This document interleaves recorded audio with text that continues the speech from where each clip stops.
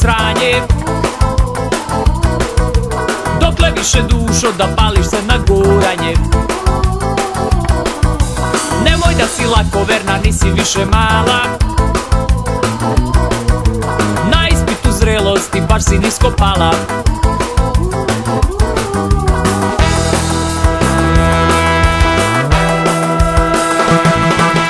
Od uvek si želela neko poput mene, a u svojoj glavi misliš da sam smrt za žene. Nemoj da si plesava, nije tako mila, što od mene uporno ti praviš debila. O ne, o ne.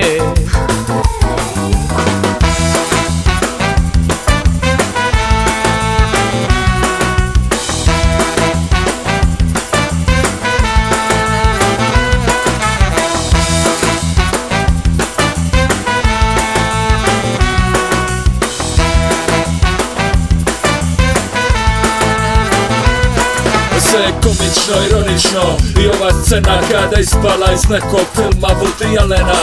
Glupi vic, bizarna šala, pitam se za koliko njih si znala.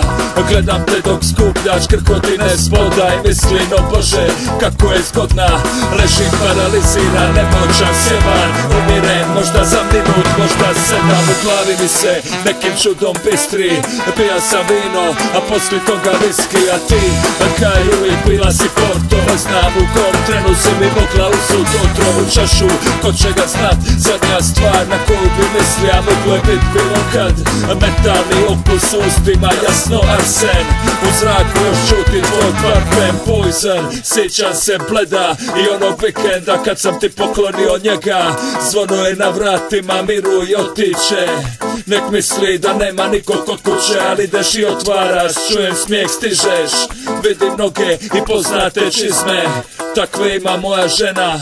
I više ne vidim ništa, i više me nema.